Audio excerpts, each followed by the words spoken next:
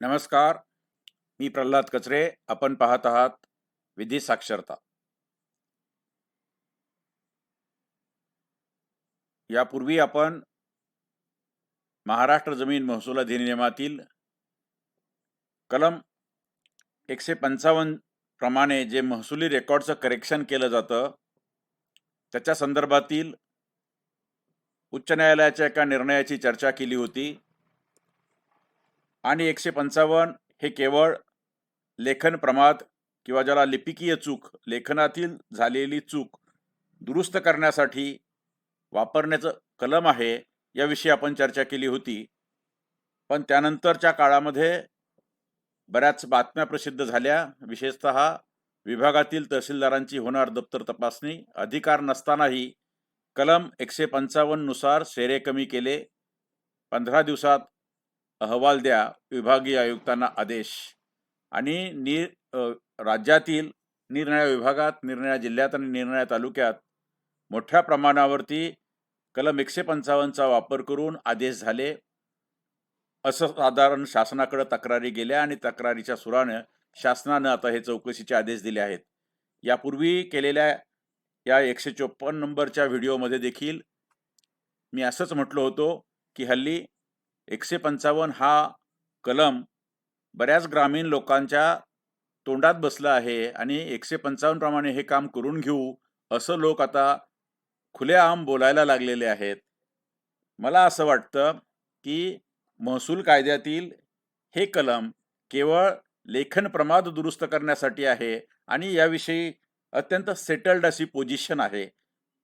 फक्त जेव्हा 7/12चं संगणकीकरण झालं आणि या संगणकीकरणामध्ये काही चुका काम करताना झाल्या, म्हणजे ज्याला आपण मॅन्युअल 7/12 म्हणतो, त्या 7/12च्या नोंदी संगणकात घालताना काही आकाराच्या, काही क्षेत्राच्या, काही नावाच्या, काही गावाच्या अशा ज्या चुका झाल्यात, अशा दुरुस्त करण्यासाठी सोमोटो असे कलम 155चे प्रक्रिया सुरू कराव्यात, त्याचे आदेश करावेत आणि त्याच्या नोंदी कराव्यात हे अपेक्षित होतं. तशासाठी त्याचा आदेश करावा असं त्याला म्हटलं गेलं होतं किंवा जमाबंदी आयुक्ताने देखील तसं सूचित केलं होतं. मात्र याचा अर्थ असा नाही की इतर हक्कातली नावं आहेत ती उडवायची, कुळं आहेत ती उडवायची किंवा ज्याच्यामध्ये लोकांचे हितसंबंध आहेत असे हितसंबंधांसाठी त्याच्या चौकशीसाठी हे सेक्शन नाही. बरेच लोक असेही कॉमेंट्स येतात की मॅन्युअल 7/12 प्रमाणे ज्या नोंदी होत्या त्या नोंदी संगणकीय सातकारात आल्या नाहीत. खरं तर 100% जसा मॅन्युअल तसाच मिरर संगणकीय 7/12 असला पाहिजे आणि ती करून घेण्याची जबाबदारी महसूल विभागाची आहे. त्यासाठी टार्गेट दिले होते. तलाठ्याने 100% तपासलं पाहिजे, सर्कल ऑफिसरने 30% तपासलं पाहिजे, तहसीलदारांनी काही टक्के तपासलं पाहिजे, SDOने काही तपासलं पाहिजे, कलेक्टरने तपासलं पाहिजे आणि हे आम्ही तपासून आता बिनचूक केले आहे असे प्रमाणपत्र जमाबंदी आयुक्तांना देणं बंधनकारक होतं आणि ते प्रमाणपत्र घेतल्यानंतरच हे दुरुस्त झालंय असं झाल्यानंतरच हा 7/12 खुला करण्यात आला, संगणकीय 7/12. आणि यात जर चुका राहिल्या तर त्या व्यवस्थेच्या चुका आहेत. त्या व्यवस्थेच्या चुका कुणालाही न सांगता निदर्शनास आणून दिल्या बरोबर.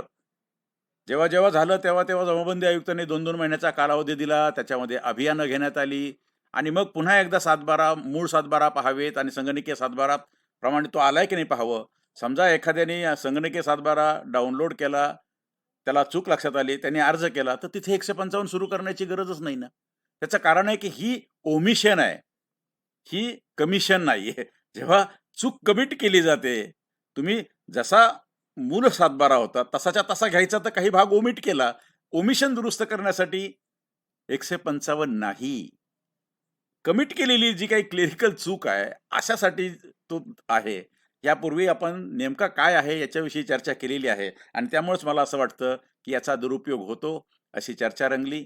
ती मंत्रालयापर्यंत गेली आणि मंत्रालयाने हे बघा गेल्या 10 वर्षातील कलम 155चे आदेश तपासणार शासनाचे आदेश आणि सर्व विभागीय आयुक्तांना आता हे दिलेलं आहे. निरनिराळ्या ठिकाणी नव्या शर्तीचे सेरे, कुळ कायद्यानुसार दाखल करण्यात आलेले सेरे, आकारी पडबाबतचे सेरे, वारसाच्या नोंदी इत्यादी वैध व कायदेशीर नोंदी देखील 155 नुसार आदेश पारित करून कमी करण्यात आलेले सर्व आदेशांची तपासणी. आता मला सांगा की हे याच्यात बसत नाही. कारण 155चा जो काही स्कोप आहे तो अत्यंत मर्यादित आहे. तो केवळ लिपिकीय चुका, ज्याला आपण लेखन प्रमाद असं म्हणतो, किंवा जे लिहिताना झालेले दोष म्हणतो, लिहिताना झालेल्या चुका म्हणतो, तेवढ्याच दुरुस्त करण्यापुरता आहे. पुन्हा पहा, कलम 155च्या आदेशाच्या तपासणी अहवाल आयुक्तांकडे नाही. आणि मग प्रत्येक याच्यात तुम्हाला बातम्या दिसतील. आता इथे हे आहे शासनाचं पत्र, महसूल आणि वन विभाग. हा 6 ऑक्टोबर 2023चं पत्र आहे. सर्व विभागीय आयुक्तांना ते लिहिलेलं आहे. त्यात लिहिलेलं आहे, उपरोक्त संदर्भीय पत्रान्वये महाराष्ट्र जमीन महसूल अधिनियम 1966च्या कलम 155 अन्वये अभिलेखामध्ये केलेल्या दुरुस्तीमध्ये अनियमितता आढळून आल्याने चौकशी करून 1 महिन्यात वस्तुनिष्ठ अहवाल सादर करण्याबाबत माननीय मंत्री महसूल यांनी अपर मुख्य सचिव महसूल यांना कळविले आहे. प्रस्तुत प्रकरणी नमूद करण्यात येते की कलम 155 नुसार केवळ लेखन प्रमादाची दुरुस्ती करणे अभिप्रेत आहे. तथापि 7/12 उतार्यावर असलेले नवीन शर्तीचे सेरे, कुळ कायद्यानुसार दाखल करण्यात आलेले सेरे, आकारी पड बाबतचे सेरे, वारसाच्या नोंदी इत्यादीचा वैध व कायदेशीर असणाऱ्या नोंदी कलम 155 नुसार आदेश पारित करून कमी करण्यात आलेल्या असल्याच्या तक्रारी लोकप्रतिनिधी व सर्वसामान्य नागरिकांमार्फत माननीय मंत्री महसूल यांच्याकडे तक्रारी प्राप्त झाल्या आहेत. सभव आपल्या विभागांतर्गत मागील 10 वर्षात कलम 155चा वापर करून पारित केलेल्या सर्व आदेशांची प्रत्येक जिल्ह्यातील उपजिल्हाधिकारी यांच्या अध्यक्षतेखाली समिती स्थापन करून सदर समितीमार्फत उक्त तक्रारीतील मुद्द्याच्या अनुषंगाने आदेशांची तपासणी करण्यात यावी. तसेच या कलमांतर्गत प्रलंबित असलेल्या अर्जांची आकडेवारी देखील शासनास सादर करावी. अशा पद्धतीने हे 15 दिवसात काम करावं असं शासनानं कळवलेलं आहे. त्याप्रमाणे चौकशी होईल.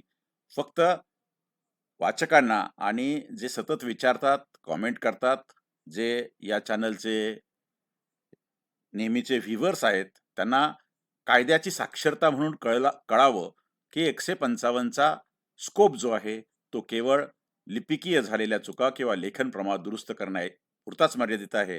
तेव्हा आपण देखील जेव्हा अधिकाऱ्यांकडे जातो तेव्हा कोणतेही बेकायदेशीर व्यवहार कलम 155 प्रमाणे नियमित करा किंवा त्याच्याप्रमाणे चुका दुरुस्त करा असा आग्रह धरू नये, असं आपण देखील कायद्याच्या राज्यामध्ये काळजी घेतली पाहिजे. हे पहा, हे 15/10/2018चं एक पत्र आहे. सर्व जिल्हाधिकाऱ्यांना लिहिलेलं आहे. माननीय जमाबंदी आयुक्त आणि संचालक भूमी अभिलेख महाराष्ट्र राज्य पुणे यांनी लिहिलेलं आहे. आणि त्यांनी 7/12चं संगणकीकरण जे चालू होतं, ई फेरफार प्रकल्पाची अंमलबजावणी करताना कलम 155 प्रमाणे दुरुस्त्या करणे, आणि त्यामध्ये अत्यंत स्पष्टपणे त्याने लिहिलं होतं, जेव्हा आदेशाने एखाद्या खात्यात दुरुस्ती करायची असते, खातं बदल करायचे, आदेशाने फेरफार क्रमांक बदलायचा असेल, आदेशाने 7/12 तयार करण्याच्या संदर्भातले काही नवीन चुका झालेल्या असेल त्या दुरुस्त करायच्या असतील, आदेशाने इतर अधिकारातला प्रकार किंवा उपप्रकार बदलायचा असेल, नोंदी नाही, भूधारणा प्रकार बदलायचा असेल, काय चुकून एक झाला, प्रत्यक्षात तो 2 आहे, 2 होता पण तो 1 झाला, असं काही असेल तर तेवढे दुरुस्त्या करायच्या. गावाच्या नावात चूक झाली असेल दुरुस्ती करायची आणि त्यासाठी एक आदेश काढायचा आहे. आदेशाने अहवाल 1 ची दुरुस्ती करणे, त्यांनी काही अहवाल प्रिस्क्राईब केले त्याच्याप्रमाणे दुरुस्ती करणे, क्षेत्रात चूक झाली त्याची दुरुस्ती करणे, वरील एकक असेल ते दुरुस्त करणे. काही ठिकाणी चौरस मीटर आहे पण हेक्टर लिहिलेलं आहे, काही ठिकाणी गुंठे आहे, आर आहे पण त्या ठिकाणी एकर लिहिलेलं. अशा काही चुका झाल्या असतील तर त्या दुरुस्त करण्यासाठी याचा वापर करावा, यासाठी अत्यंत तपशीलवार सूचना यामध्ये दिलेल्या आपल्याला दिसतात. हे आहे 15/10/2018. तेव्हा इतक्या मर्यादित असताना देखील चुकीच्या कारणासाठी ते वापरले जातात. अर्थात ही टाळी एका हाताने वाजतच नाही. ज्या अर्थी अधिकारी करतात त्या अर्थी कुणीतरी खातेदार, कुणीतरी नागरिक आणि त्यांचे प्रतिनिधी किंवा त्यांच्या वतीनं काम करणारी जी माणसं आहेत ती मागतात. टाळी ही दोन्ही हाताने वाजते. चुकीचं झालं असेल तर फक्त अधिकारीच चुकलेत असं नाहीये. कुणीतरी ते चुकून म्हणजे चुकीचं करून मागितलं आहे, त्यासाठी चुकीचा प्रभाव टाकला आहे किंवा चुकीची कार्यपद्धती अवलंबण्यासाठी जे जे आवश्यक आहे ते केलं आहे, हे अत्यंत चुकीचं आहे. प्रशासन किंवा कुप्रशासन वाढण्यासाठी हे दोन्ही घटक जबाबदार आहेत आणि मला असं वाटतं की दोन्हीही आपापल्या मर्यादा सांभाळल्या पाहिजेत आणि कायद्याच्या राज्याचा मान राखला पाहिजे. अशा चुका करणं चांगलं नाही. तेव्हा महाराष्ट्र जमीन महसूल संहिता 1966 कलम 155च्या बाबतीत लीगल लिटरसी किंवा ज्याला आपण विधी साक्षरता जर पाहिजे असेल तर फक्त 7/12 वरील लिपिकीय चुका दुरुस्त करण्यासाठी, ज्याच्यामध्ये नाव आहे कमल लिहायचं आहे पण कलम झालं आणि याची खात्री केल्यानंतर ते कलम नाही तर ते कमलच आहे असं करायचं असेल तर ती दुरुस्ती करता येईल. क्षेत्रातील चुका, खरं तर 46 आर लिहायला पाहिजे होतं, पण 64 आर झालेलं आहे. म्हणजे हे काय झालं, लिहिताना फक्त 4 मागे पडायचा, तो पुढे पडला. असं जर का असेल, ती क्षेत्रातली चूक आहे, त्याला आपण लिपिकीय चूक म्हणतो. नोंद अंमल घेण्यातील चुका, म्हणजे वारस नोंद झाली आहे, पण तिचा अंमल घेतला नाही. आता ही काही चूक म्हणजे खरं तर राहिलंय, अर्धा अंमल घेतला आणि अर्धा राहिला, तर अर्धा अंमल त्यांनी घेतला पाहिजे. चूक त्यांची आहे. हे पण ओमिशन आहे. खरं तर याला गरज पडू नये. पण तरी देखील एक उदाहरण म्हणून त्या ठिकाणी दिलेलं आहे. इतर हक्कात नोंद करताना चुका झाल्यात. म्हणजे जमीन आदिवासीची आहे. आदिवासीचा सेरा होता जुन्या सातबारात, पण इथं राहिला. ते घेतलं पाहिजे. तीही ओमिशन आहे. ते देखील दुरुस्त केलं पाहिजे. स्वतःहून दुरुस्त केलं पाहिजे. जसं आहे तसंच केलं पाहिजे. खरं तर याला पण पडू नये. पण काही ठिकाणी अर्धं लिहिलं, अर्धी चूक झाली आणि ती लिपिकीय चूक आहे असं लक्षात आलं, तर ते दुरुस्त केलं पाहिजे. आकार लिहिताना झालेल्या चुका. लिहिताना ₹1 16 पैसे लिहायचे आहे, पण ₹1 61 पैसे लिहिले. हे तपासणीनंतर लक्षात आलेलं आहे. तेव्हा अशा चुका दुरुस्त करणे. कृषिक आहे पण अकृषिक लिहिलं, अकृषिक आहे पण कृषिक लिहिलं. जिरायत आहे तर बागायत लिहिलं, बागायत आहे तर जिरायत लिहिलं, अशा काही दुरुस्त्या झाल्यात.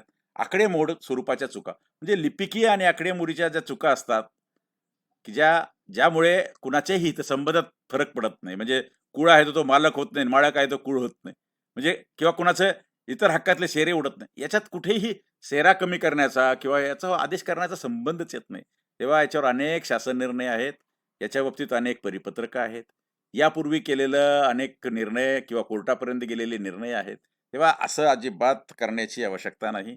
तेव्हा आपले जे युजर आहेत, आपले जे व्ह्यूअर्स आहेत, त्यांनी तरी काळजी घ्यावी. त्यांचे जे कोणी सहयोगी असतील, त्यांना असं काही करायचं असेल तर काळजी घ्यावी आणि जर खरोखर लिपिकीय चुका आपल्याकडे लक्षात आल्या, तर आपण ह्या कलमाखाली त्या दुरुस्त करायचा एवढाच आग्रह धरावा. बाकी चुकीच्या गोष्टी असतील तर त्या करू नयेत. हे अधिकार कलेक्टरांचे आहेत. तहसीलदारांना ते डेलिगेट केलेले अधिकार आहेत. तहसीलदार जेव्हा वापरतात तेव्हा कलेक्टर म्हणूनच ते काम करतात. पण हे डेलिगेटेड पॉवर तहसीलदार आणि निर्णय अधिकारी वापरतात. यासाठीची यापूर्वी आपण केस पाहिली होती. ही मुंबई हायकोर्टाच्या नागपूर बेंचनं दिलेली जी केस आहे, त्याचा रिट पिटिशन नंबर आहे 3583/2021 Western Coalfields Limited versus others and tehsildar Kamthi अशी ती केस होती. साधारण ती पीक पाणीच्या संदर्भातली केस होती.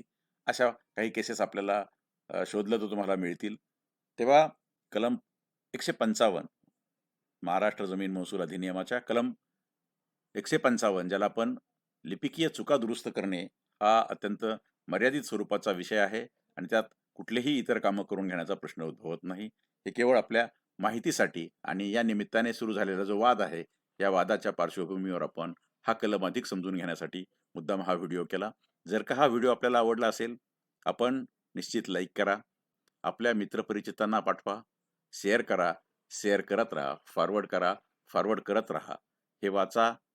यासोबत जे आपण परिपत्रक आता पाहिलेत आणि हायकोर्टाचा जो निर्णय आहे, ज्यांना हवा असेल तुम्ही एका फोल्डरमध्ये ठेवून आपल्या डिस्क्रिप्शनमध्ये त्याची लिंक देतो किंवा कॉमेंटमध्ये त्याची लिंक मिळेल. ज्यांना आवश्यक वाटेल त्यांनी तो नक्की वाचावा आणि या पुढच्या काळामध्ये आपलं असं काही चुकीचं म्हणजे लेखन प्रमादाच्या चुकीचं काम असेल तर त्यासाठी त्याचा नक्की उपयोग करावा. अशाच माहितीपूर्ण व्हिडिओसह आपण लवकरच भेटूया. तोपर्यंत मी थांबतो. धन्यवाद.